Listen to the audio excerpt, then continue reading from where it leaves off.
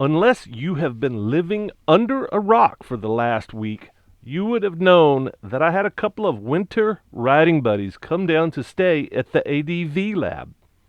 I say living under a rock, but maybe you are not subscribed or forgot to turn on all notifications.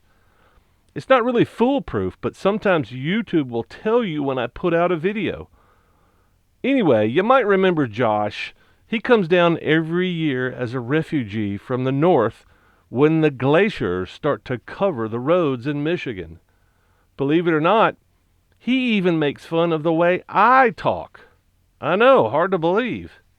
Anyway, Josh is pretty cool because he decided to buy the very same bike I did because he's smart and he wants to be cool like me. So Josh wanted to find out how much faster I really was than he is. So he decided to help me change tires. And he brought a new tire machine along with him too. Tell me about your Nelson rig, and have you ridden with him yet? Have you put anything in them yet? I've had a couple sets. I put firewood and crap in the other one and sold them with the bike like a dummy. Oh, so this is your second set of bags. Okay. Yeah. So my why or if you ever sell a bike, keep the bags and the top box. Don't worry about the guy you're selling it to. That's funny. Well, they're pretty good, man. I mean, they're thicker than mine, so immediately I'm thinking maybe it's a little bit more high performance. I'm thinking this would probably go down a few times, and you get that one-way valve. That's good. I don't have that. And if you got too much crap, you know, if you're running to the grocery store, getting a couple cases of beer, you don't have to wrap it up twice. And So you can go and do whatever you need to do. So you can get 2 cases of beer in there? I guess you can't. Well, yeah. Two dirty 30s, not even just cases. You got Molly strips. You got big buckles. You got some tie-down stuff. You got the one-way valve. You got a little thing back here to put your all of that, and it could be yours for $200. So the question I've got right now is this worth $100 more than my guys? So my guys are $100 less, and it may just be I don't know. Open them up, see how they feel, because I'm thinking when I mounted them, I thought the vinyl was a lot thinner, but now I'm thinking since it's cold, maybe it's about the same thickness. Maybe it is the same thickness. $100, you can't beat it. Well, that's what I'm hoping. I'm hoping they perform well. That I've got to run mine through like wraps or something. I don't like that part of them, but Well, how about the securing them? sure. This is all the same. This is the same setup, right? Mm-hmm. This, and I've got everything except your Molly setup. And I'm sure they're waterproof for at least the first 1 or 2 crashes. I'm guessing. I don't know. I finally got a hold of a set of Kenda knobbies. I've been looking for these tires forever, and of all the places I found them on Amazon. And of course, the best thing about having a center stand is your ability to change tires with the center stand in the middle of nowhere. But in this case, I had to use some leverage to take the weight off of the front. It's not a problem in the rear. Seems like it's usually goes together pretty quickly, but I usually have some kind of luggage or something I can tie on there. If nothing else, you could just use a block of wood or a rock or something just to get that teetering balance back towards the rear so you can get the front off. It's neutral, everything you need right there. 3 hours. Ooh, not good. She's barely hanging back there. Do me a favor and throw those tires up on that top face. Or whatever balance is on. Universal clamping wrench. I think this is some Harbor Freight. No, this is something like it.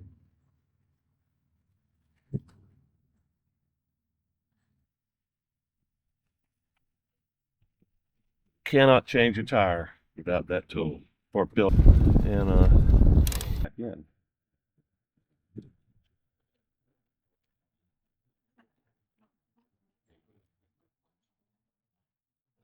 I'm pretending to take this thing out.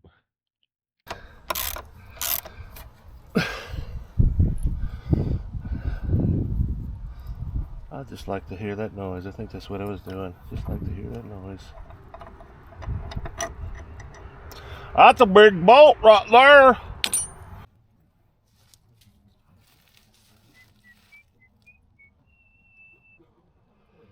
To all the girls I've loved before.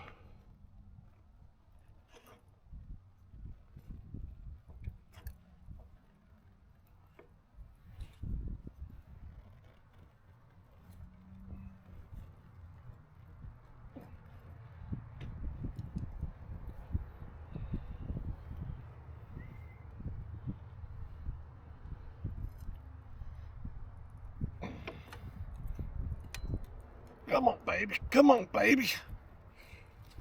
I was trying to keep my hands out of the grease, but that ain't gonna happen, is it? Ooh, what's this? I'm gonna catch that thing. Ooh, look at that. That was great, man. Thanks. I gotta take my foot. Give me my foot back. Don, you work on bikes like old people. Fuck. Don't take it personal. No. Yeah, I'm very slow and methodical. Keep that in mind. I'm not just slow, I'm methodical. But I'm fucking talking. I'm telling stories. This is the stuff, garage nights. I love those things. But, you know, the guy that's doing the work should be the most focused and not running his mouth. He should just be listening to everybody and wait for somebody to go, hey, wait. Loosen those pinch bolts first. That's the guy doing the work, the turning the wrenches, should not be the guy that's entertaining everybody. But I'm a fucking entertainer, man. It's hard for me to break out of that role. You had a nice one. What? Yeah, just like a whoop. Like a rod or something?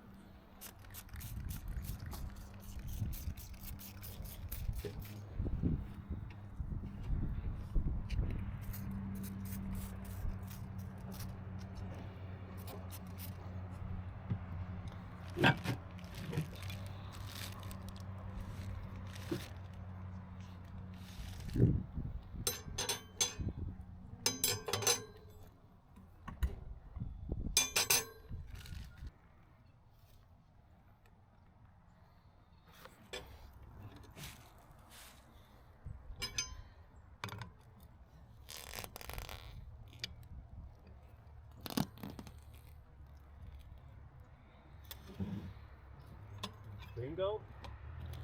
So far, it's like cake.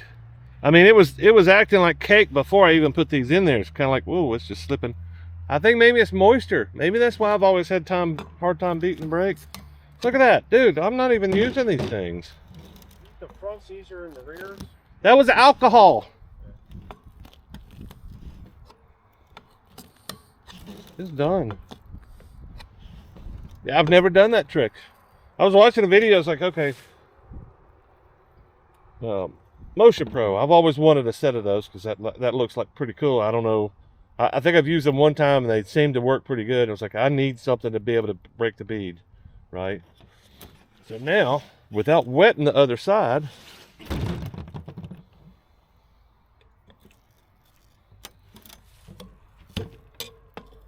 oh, it won't even slide in there like it did. Yeah, maybe it's just a worn out tire, man.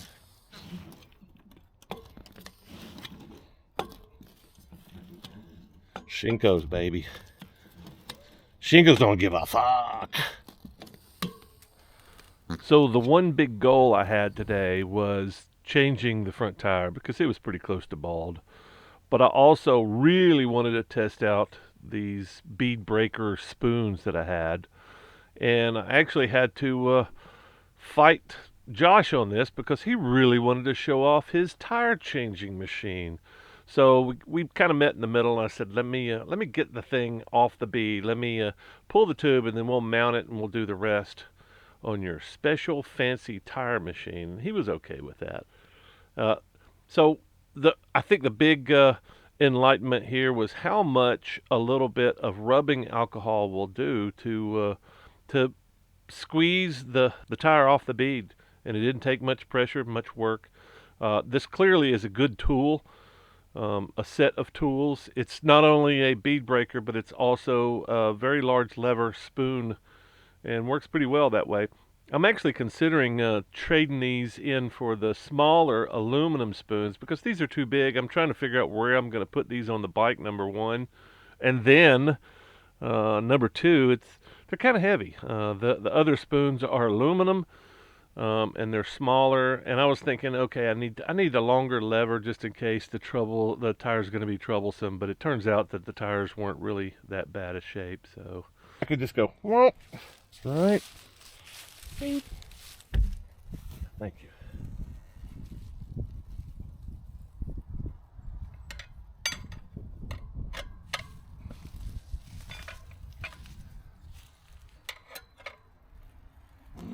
Almost there.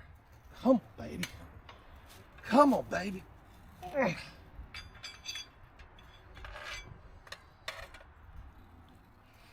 This is where one of the spoons hits me in the mouth. There it is.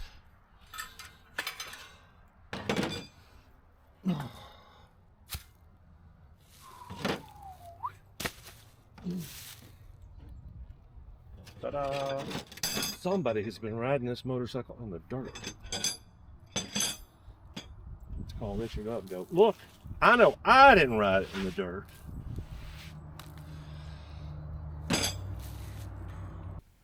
Now, I mentioned that Josh was pretty excited about showing off his new fancy tire machine and a bag. And when he started assembling this, I thought the same thing. I was like, wow, this looks really cool.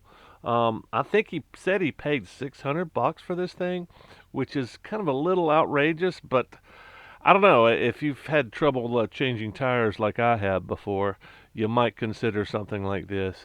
I was hoping this was going to be a little bit like a Nomar. It actually looked a good bit like a Nomar that sits on the ground instead of stands up. But I like the angle. I really like the way it was designed, and it's something that appeared to me at first to be something that's uh,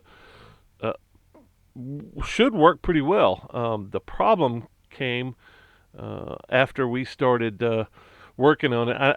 I'm not sure Josh is really familiar with this machine. He said he's changed a few tires with it, and after questioning him about a tube tire, he said he only changed one tube tire, and I said, did it leak? And he said, yeah, and that was after I realized he was trying to spoon one of my tires on, and and I caught him, but apparently it was too late because he was getting in there with those spoons pretty hard and aggressive.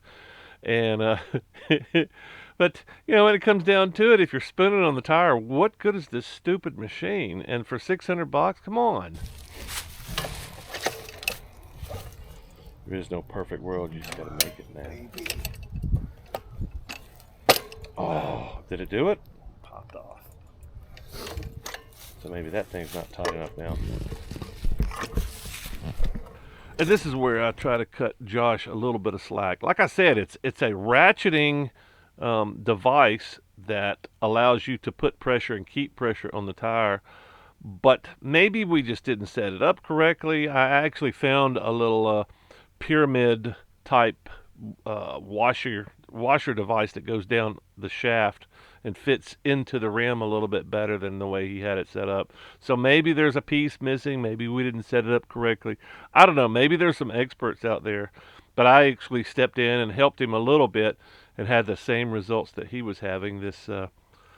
I think, what did he call it? Rabbit head, rabbit ear, or something kept popping out. I was like, that just should not happen. And not just that, when we popped it out, we had to undo it, and since it was ratcheting, it was a one-way only thing. We had to had to stick stick that lever in another part of the device. It's just very frustrating.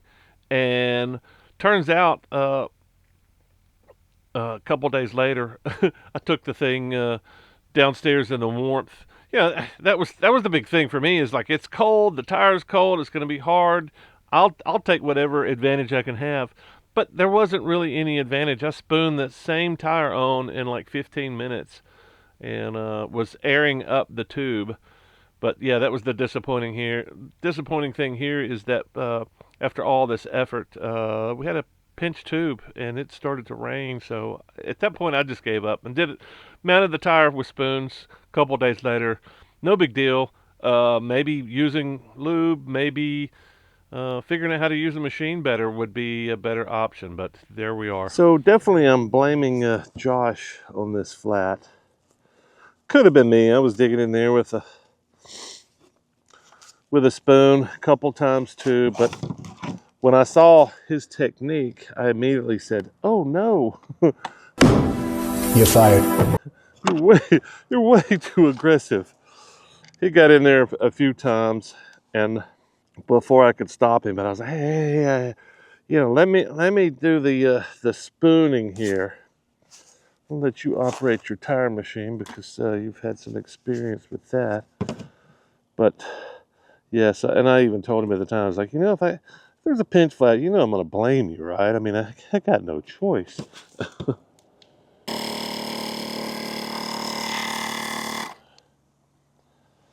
So you can clearly see there's some spoon prints right there, and it looks like, I mean, there's so much damage in this tube. I think I'm gonna recycle this. I don't know if you can see it, but right here, right there, right there, right there, there's a lot of just digging. Looks like there's digging over here. Otherwise, the tube's in really good shape. I don't see anything else wrong with it. But man, yeah, there's a few things you just don't do the deep digging like you do on a regular tire, because this thing is very fragile. Tubes are very fragile. Tires are very tough. This is a very soft compound, very pliable. You can't do this with tubes. There's 1, 2, 3, 4. Dadgum, yeah, this thing's, no, I'm not going to reuse this. I think it's maybe surprising that he only punctured it once. I only feel one loss of air, but yeah, this is going to be recycled rubber here, sadly. But it's got at least, I would say this thing's probably got just maybe the original tire that came on the bike. I don't know, Pirelli. It's at least been in there since I put this thing on in Memphis in 2023, so it's got 12,000 miles on it maybe. Anyway, recycled. Thought I could patch it. That might have been a good show, but... Well, I think Josh learned a couple of lessons here. Number one, never spoon another man's tires on unless he is incapable, because you're going to take the blame. And the second lesson is never trust a man with a camera and a YouTube channel, because he's probably going to make you look like the asshole. What I learned is never let some other man spoon your tires on unless unless you're not that good at it and you want somebody else to blame if they pinch your tube. And always carry a spare tube with you in case you're letting someone else spoon your tires on, or at least enough patches to repair the holes they punch in your tube. And that's all I got for you today. If you saw something that we did wrong with that tire machine, let me know in the comments. If you've got one, you've had a completely different experience. I'm willing to keep an open mind, but I just think that that's $600 worth of garbage as far as I'm concerned, especially if you've got some skills and some spoons and know how to change your own tires. I kind of demonstrated that the only thing you really need maybe from that thing is the bead breaker. But for $600, those little bead pro spoons I got, those are $50. The aluminum ones are $70, I think. So get those instead. Anyway, that's all I got for you today.